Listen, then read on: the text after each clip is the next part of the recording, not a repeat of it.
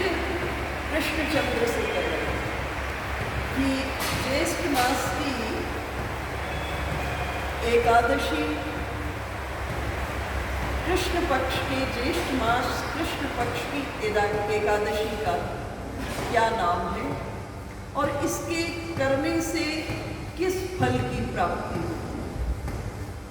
कृष्णचंद्र युधिष्ठिर को बता रहे हैं कि ज्येष्ठ मास कृष्ण पक्ष की एकादशी का नाम अपरा एकादशी है और इसको करने की फलश्रुति है घोर से घोर अपराध जिससे हो गए, घोर से घोर अपराध। इस एकादशी व्रत को करने से उस अपराध के फल से मुक्त हो जाता है, उसको भोगना नहीं पड़ता उस फल। घोर से घोर अपराधों में कौन से अपराध कहे? बोले किसी से ब्रह्म हत्या हो गई और गोत्र की हत्या करने वाले, गर्भस्थ बालक को मारने वाले, परनिंदक, पर स्त्री लंपट पुरुष भी अगर अपरा एकादशी के व्रत को करते हैं तो निश्चित ही पाप रहित हो जाते। जो किसी के मामले में कोर्ट कचहरी में झूठी गवाही देता है उसको जो पाप लगता है, माप तोल में जो धोखा करता है उसको जो पाप लगता है, बिना जाने ही नक्षत्रों की गणना करना, अर्थात ज्योतिष का कुछ ज्ञान नहीं है और ज्योतिषी बनकर बैठे है ना। इसी प्रकार से आयुर्वेद का कुछ ज्ञान नहीं है लेकिन कूटनीति के माध्यम से आयुर्वेद के ज्ञाता होकर वैद्य बनकर के बैठे, तो अर्थात इसमें क्या है? छल है। ये सब चीजों में क्या है? छल। और जो छल करता है अपने जीवन के भीतर में और पूर्व में हो गया छल और छल के बाद जिसने इस अपरा एकादशी का व्रत कर लिया वो उस अपराध से मुक्त हो जाता है, पाप रहित हो जाता है। ये सब जो कार्य है, झूठी गवाही दे देना कोर्ट कचहरी के भीतर में और ज्योतिष विद्या का ज्ञान नहीं है ज्योतिषी बनकर बैठ गए, आयुर्वेद का ज्ञान नहीं है वैद्य बनकर बैठ गए और गोहत्या, ब्रह्मत्या, ये जो है इनका फल क्या होता है? जीव को नरक में जाकर नाना प्रकार के कष्टों को भोगना पड़ता है। परंतु अगर अपरा एकादशी का व्रत ये करते हैं, अपरा एकादशी का विधिवत व्रत करते हुए, अब शास्त्रों ने तो कहा है, बहुत ही नियम जो व्रत के दिए हैं वो कठोर नियम है। कठोर नियम में तो कहा है निर्जल ही व्रत करो, अगर बहुत ही लगे शरीर नहीं चल रहा है तो जलपान करके करो। फिर कहा फल अगर इतना भी संभव नहीं है फल दूध लेकर के करो व्रत, इतना भी संभव नहीं है तो एक समय में आप फलाहार लेकर के व्रत करें और ये सभी संभव नहीं है तो एकादशी व्रत की कथा को श्रवण करें। आज के दिन अन्न का त्याग करें, अन्न का फल से फलाहार से संबंधित वस्तुओं को ग्रहण करें। उत्तम तो है आज के दिन हम फल और दूध लेकर के एकादशी व्रत का करें। पूर्व में भी हर एकादशी में इसी विषय की चर्चा होती है कि सनातन धर्म में व्रत अनशन नहीं है, व्रत उपवास है और उपवास का अर्थ होता है उपजोड़वास। उप कहते हैं करीब को और वास कहते हैं रहना। और दिन आप कहीं भी रहिए लेकिन जिस दिन आपका व्रत हो आप अपने को एक नियम में बांधिए कि आज के दिन अधिक से अधिक प्रभु के चरणों का चिंतन करना, प्रभु के रूप, प्रभु के गुण, प्रभु की लीला, प्रभु के महात्म्य का चिंतन करना। आज के दिन ज्यादा से ज्यादा नाम जप करना। देखो नाम क्या इस एकादशी व्रत का? अपरा एकादशी। दो शब्द आपने सुने होंगे, एक परा विद्या और एक अपरा विद्या। परा विद्या का अर्थ क्या होता है? परा विद्या का अर्थ होता है ब्रह्म विद्या, अर्थात परा विद्या बाहर से नहीं प्राप्त होती।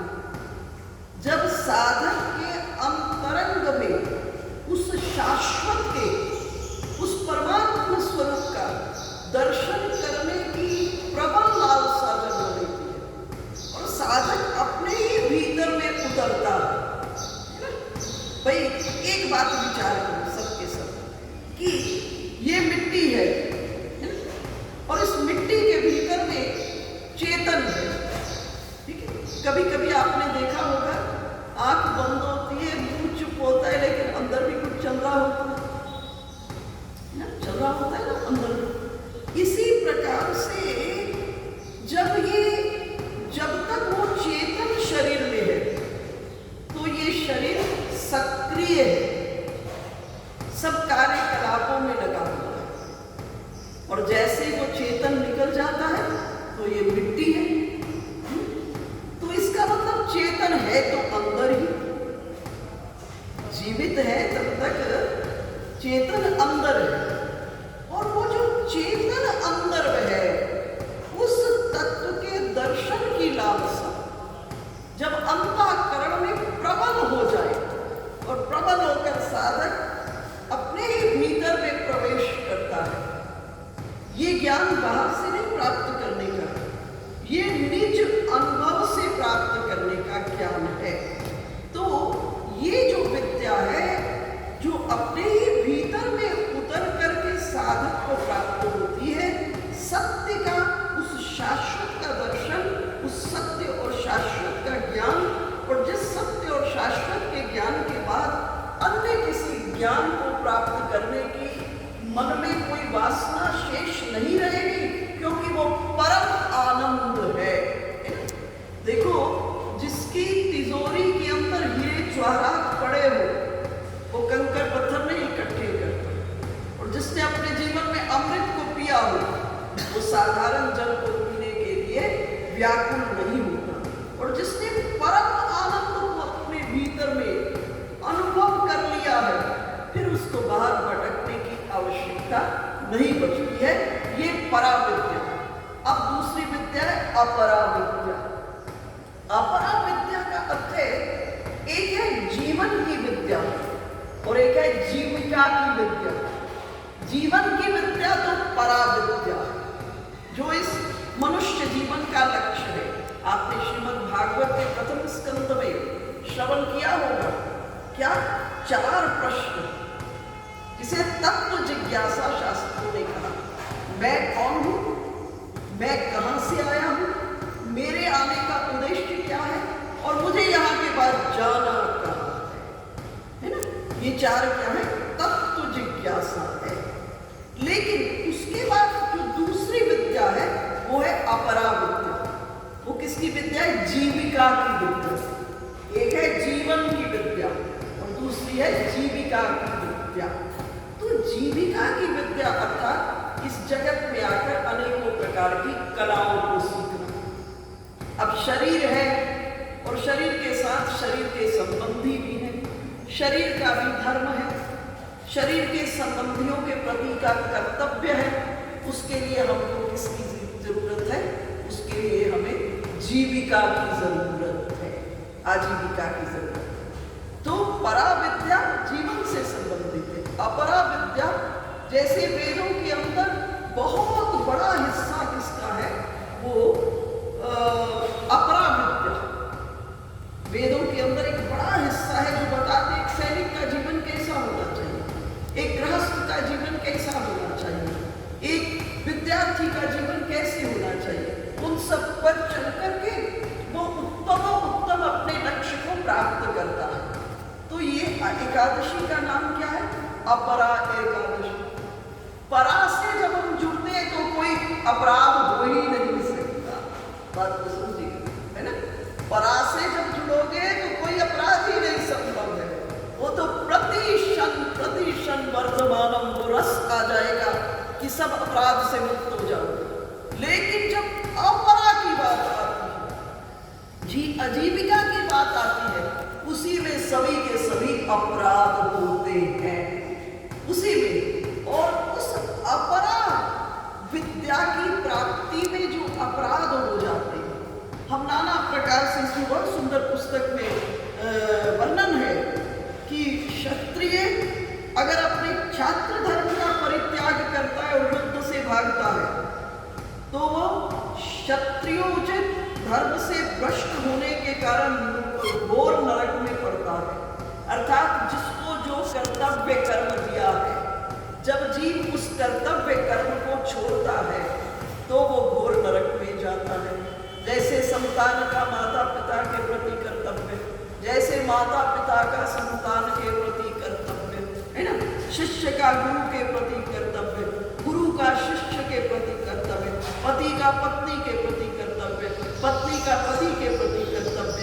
तो ये इस जगत में जो जो जीव अपने अपने कर्तव्य पथ से च्यूत होता है, छोड़ता है अपने कर्तव्य कर्म को, तो उसको घोर नरक में जाना पड़ता है। ये शास्त्रों का आदेश है, शास्त्रों का कथन है। तो इन जितने ही अपराध विद्या की प्राप्ति के लिए हम अपने कर्म, जो कर्तव्य कर्म शास्त्रों ने कहा है, उसको छोड़ते हैं तो हमको उसके कारण घोर नरक में पाप के भागीदार बनते हैं। और उन सभी पापों से, वो महापापों से, नाना प्रकार के जब अपराध हो जाते हैं, भाई भाई की लोभ में आकर हत्या करते हैं, इस प्रकार से असंख्य अपराध रोज होते हैं। तो उससे उन अपराधों के कारण जीव घोर नरक में गिरता है। लेकिन अपरा एकादशी के सेवन से मनुष्य सदगति को प्राप्त होता है। कहते हैं माघ में जब सूर्य मकर राशि पर स्थित हो, उस समय प्रयाग में स्नान करने वाले मनुष्य को जो पुण्य मिलता है, काशी में शिवरात्रि का व्रत करने से जो पुण्य प्राप्त होता है, गया में पिंडदान करके पितरों को तृप्ति प्रदान करने वाला पुरुष जिस पुण्य का भागी होता है, बृहस्पति के सिंह राशि पर स्थित होने पर गोदावरी में स्नान करने वाला मानव जिस फल को प्राप्त करता है, बद्रिका आश्रम की यात्रा के समय भगवान केदार के दर्शन से, बद्री तीर्थ के सेवन से जो पुण्य फल होता है, सूर्य ग्रहण के समय में कुरुक्षेत्र में दक्षिणा सहित यज्ञ करके हाथी घोड़ा स्वर्णदान करने से जिस फल की प्राप्ति होती है, अपरा एकादशी के करने से मनुष्य को वैसा ही फल प्राप्त होता है। पिछली बार भी मैंने आपको चर्चा की थी, शास्त्र ने सबके लिए व्यवस्था रखी है। वही जो कुरुक्षेत्र में जा सके, स्नान कर सके, जो फल उसको मिले, जो काशी में शिवरात्रि में वास करे उसको फल मिले, जो पिंड में, जो गया में पिंड दान करे उसको फल मिले। अब जो न जा पाए, समझो शास्त्र ने व्यवस्था कर दी, सिर्फ अपरा एकादशी का व्रत करने से उस फल की प्राप्ति होती है। साधारण शब्दों में इसको एक ही वाक्य में बांधती हूँ, अपरा अर्थात आजीविका, अर्थात इस संसार से संबंधित जितने कर्मों को करते वक्त जब अपराध हो जाता है, उन अपराधों के फलस्वरूप हमें नरक में जाना पड़ता है। उन अपराधों के प्रभाव से मुक्त होने के लिए क्या करो? अपरा एकादशी का व्रत करो। सिर्फ अपरा एकादशी के व्रत करने से जीव पाप रहित हो। कि पूर्व में क्या हो गया, आज हमको होश आया हमसे अपराध, तो आज इस व्रत को करके भगवान के कथन, शास्त्र को मानते हुए, इसका विश्वास अपने हृदय में बिठाकर कि इस व्रत को करने से अब मैं अपने पूर्व के किए हुए अपराध से पाप रहित हो जाऊंगा। और जब जीव पाप रहित हो जाता है तो क्या होता है? अंतःकरण शुद्ध हो जाता है, और शुद्ध अंतःकरण में ही परमात्मा प्रकट होते हैं। इसलिए आज का व्रत खूब शुद्ध हृदय से आप सब करें और भगवान का अधिक से अधिक ध्यान करें, रूप का ध्यान करें, नाम जप करें, चिंतन करें, और इन सब को करते हुए विष्णु सहस्त्र नाम का पाठ करें। ये भगवान अपनी सहज कृपा से हमको फिर दोबारा एक मौका देते हैं। इन व्रतों का क्या अर्थ है? भगवान दोबारा से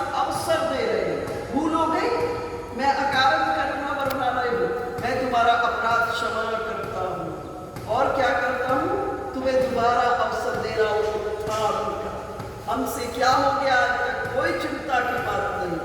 आज हम क्या करें, अपना एकादशी का व्रत करके पाप रहित होकर विष्णु सहस्त्र नाम का चिंतन करते हुए भगवान विष्णु अंतःकरण के भीतर में विराजमान हो जाए। देखो जब अपने पापों का जीव को प्रायश्चित होता है तो उसका चित्त क्या है, पिघलता है। जब सुनार ने कोई मूर्ति किसी चीज पर अंकित करनी हो तो सुनार क्या करता है, सोने को पिघलाता है, फिर उस पर छाप लगाता है। इसी तरह जब अंतःकरण पिघलता है तो उस पर भगवान की छवि अंकित हो जाती है। बोलिए अपरा एकादशी मैया की जय, यशोदा नंदन भगवान की जय, सद्गुरुदेव